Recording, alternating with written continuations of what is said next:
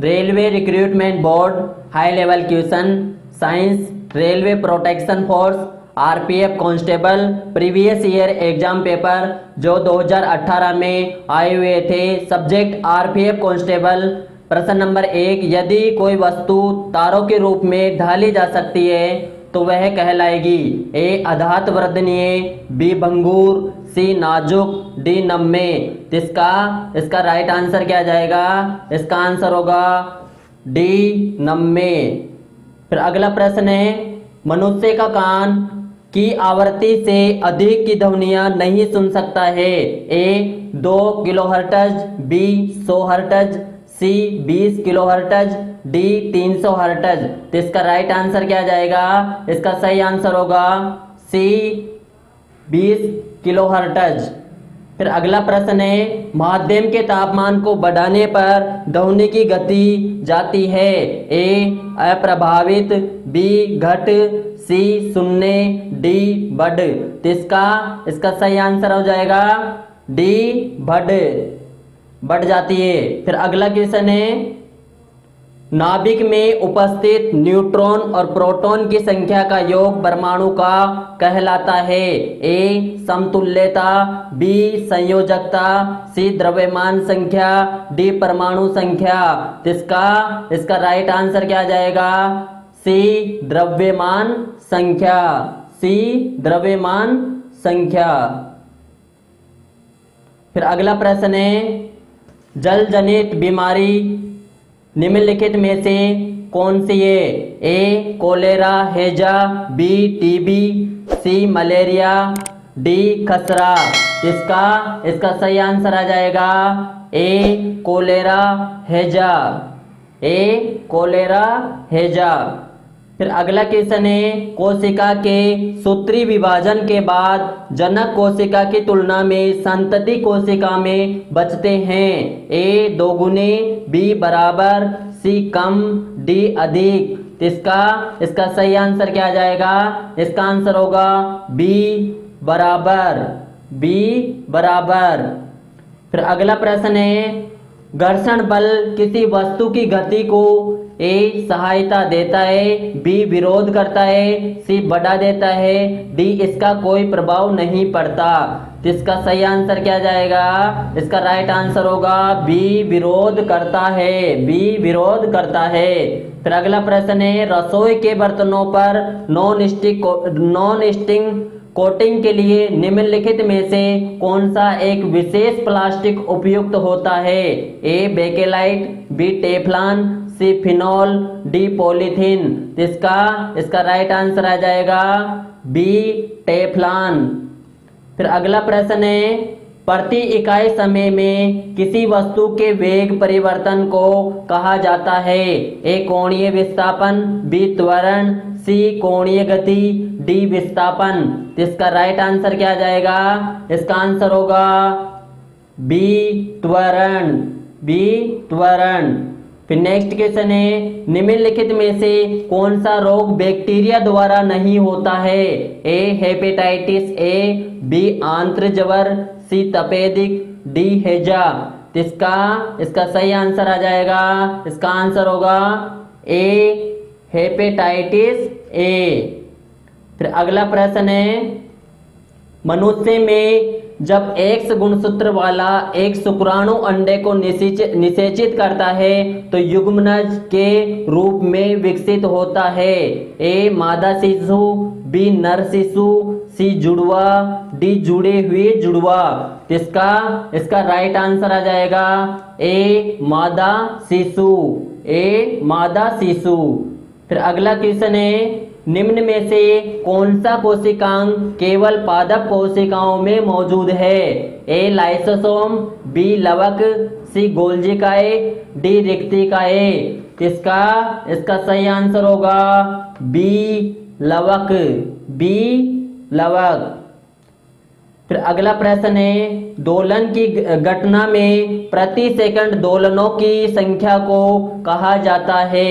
ए समय सीमा, बी आयाम, सी आवृत्ति, डी तरंग दैर्घ्य। इसका सही आंसर क्या होगा? इसका आंसर होगा सी आवृत्ति, सी आवृत्ति।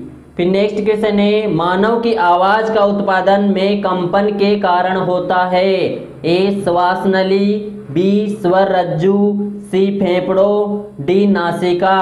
इसका सही आंसर होगा सी फेफड़ों में कंपन के कारण होता है।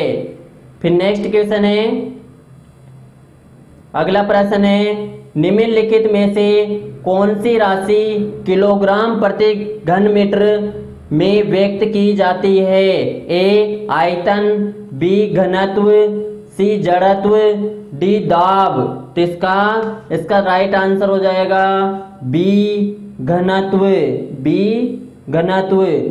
फिर अगला प्रश्न है, लेंस की शक्ति को कैसे मापा जाता है।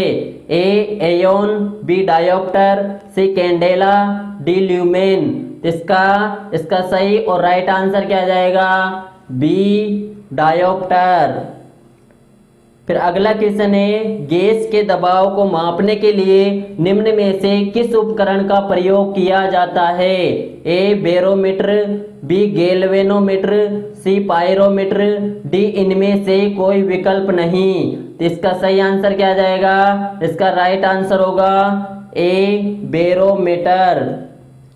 फिर अगला प्रश्न है, हेपेटाइटिस का परिणाम है।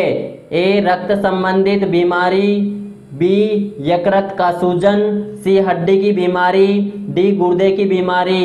इसका सही आंसर होगा, इसका आंसर है बी यकृत का सूजन, बी यकृत का सूजन। फिर अगला प्रश्न है, इनमें से कौन सा विकल्प हवा की धूल और दूरी के कारण प्रकाश के फैलाव की घटना को उजागर करता है। ए टिंडल प्रभाव, बी गोली प्रभाव, सी सीबेक प्रभाव, डी रमन प्रभाव। तो इसका राइट आंसर क्या जाएगा, इसका आंसर होगा ए टिंडल प्रभाव, ए टिंडल प्रभाव। फिर अगला प्रश्न है, परमाणु केंद्र में परमाणु संख्या की कुल संख्या की होती है।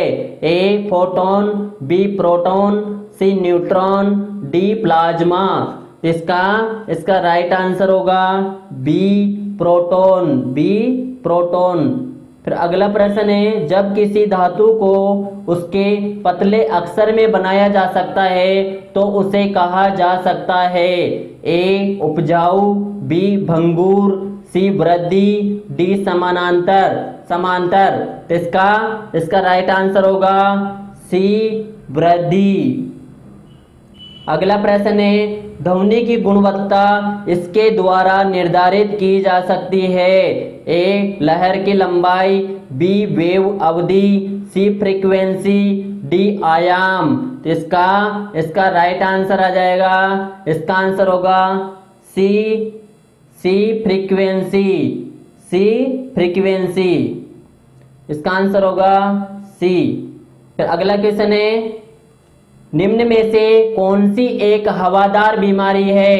ए पटकी, B hepatitis A, C typhoid रोग, डी शासन। तो इसका राइट आंसर होगा शासन। फिर अगला क्वेश्चन है, विभाजन में जन कोशिकाओं की तैयारी के लिए एक मूल कोशिका को में विभाजित किया जाता है। एक असमान, बी दो असमान, सी दो समान, डी समान। तो इसका राइट आंसर क्या जाएगा, इसका आंसर होगा बी दो असमान। फिर नेक्स्ट क्वेश्चन है, पुरुषों में कौन से सेक्स जीन मौजूद है। ए XX, बी YY, सी XY, डी उपरोक्त में से कोई नहीं। तो इसका राइट आंसर क्या जाएगा, इसका आंसर होगा सी XY, सी XY। फिर अगला प्रश्न है, कई आवर्तियों के मिश्रण से उत्पन्न ध्वनि को कहा जाता है। ए आवाज, बी गुलाबी ग्रहण, सी प्रारूप, डी सफेद वक्र। तो इसका राइट आंसर क्या जाएगा, इसका आंसर होगा ए आवाज। फिर अगला प्रश्न है, वृक्षासन योग में क्या स्थिति दिखाता है। ए मेंढक, बी पेड़, सी सिंह, डी कबूतर। इसका राइट आंसर होगा बी पेड़।